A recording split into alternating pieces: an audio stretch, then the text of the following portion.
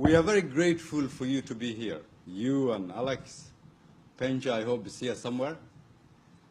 And I'm very happy that our Deputy Speaker of the Parliament is here, and parliamentarians, and from the Senate. Very good that they can see what we've managed to achieve. Very grateful also our business community, the chair of the Chamber of Commerce, our very strong ladies from the different types of society are here, including Batula herself. We're very grateful that we could bring some people together. We're going to start by saying a year and a half ago, when I met you first, you asked me what was the biggest challenges I faced as a Prime Minister of a nation that is emerging from major problems. And I told you there are two things. One, that changing a narrative is perhaps more difficult than rebuilding this nation.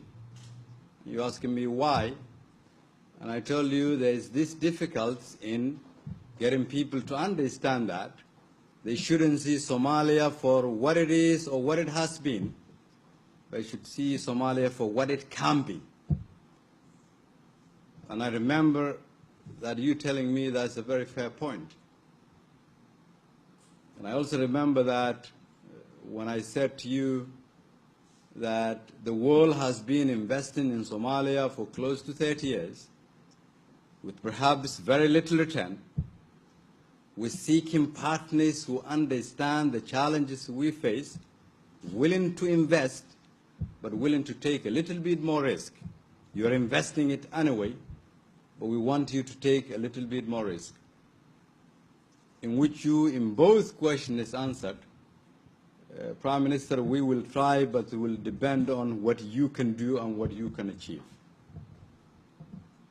A year and a half later, with all the political challenges we faced, with all the ups and downs from within our system and outside,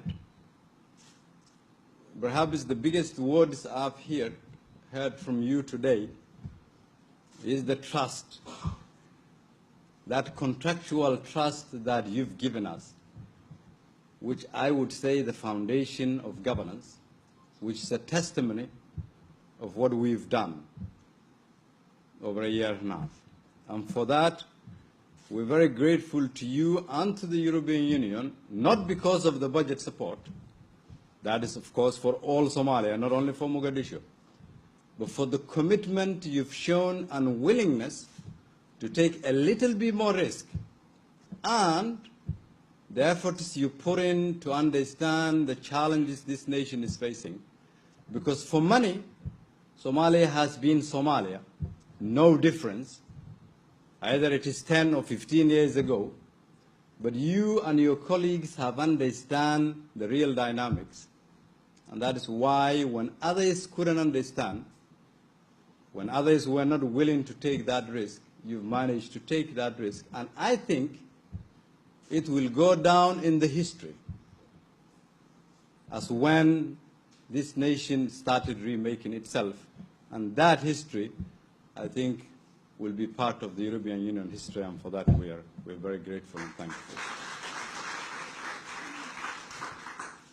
With your support a year and a half ago, no one would believe the World Bank Board of Directors would sit and say, would give the Somalis a pre-arrest clearance support of over $140 million.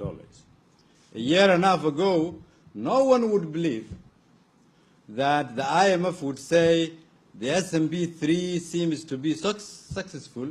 Now we will need to start thinking of what we call an upper credit tranche.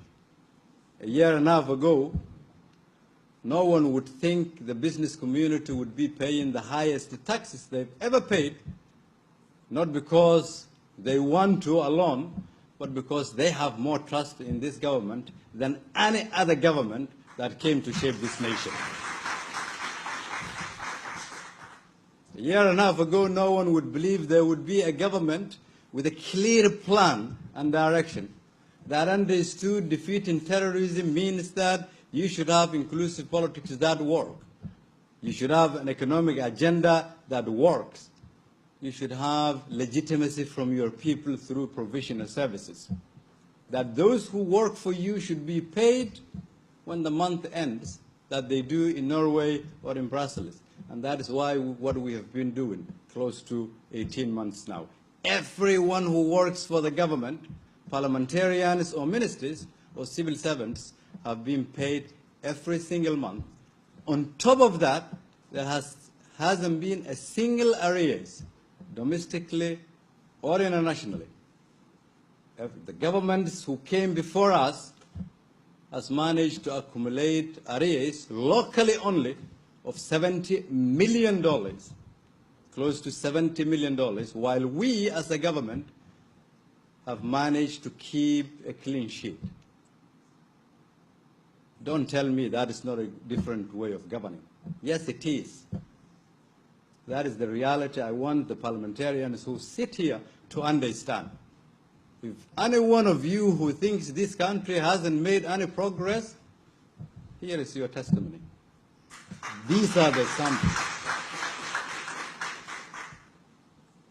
So what we've achieved, the 100 million, to me is a drop in the ocean. It is not what is going to build Somalia. This nation has a wealth that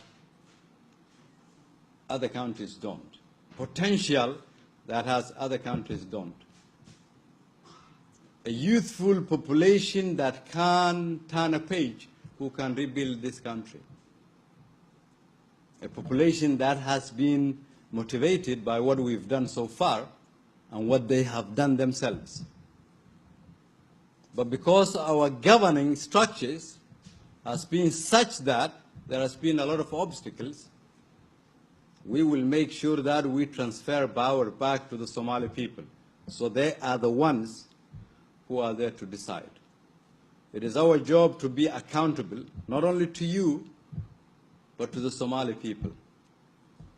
And the government, the president, and I will make sure that every penny you've given to this government will be accounted for.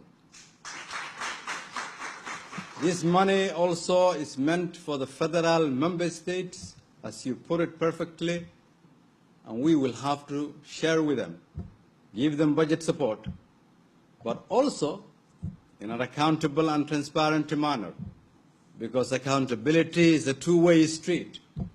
The benchmarks and the requirements the European Union wants from us is also the same for the federal member states. And we will make sure that we lift this nation together, from the bottom to the top. So, because the European Union works with us very closely, both here and in Brussels, understands the challenges we have as a nation, took a little bit more risk in us, and trusted us more, we've also shown that this nation is a nation that can be trusted. If there's anyone out there who still believes that Somalia is a failed state, I want to tell them today that Somalia is a functioning nation that is progressing, and we will continue building, and there is more hope than ever before, and we are very grateful for your support. Thank you.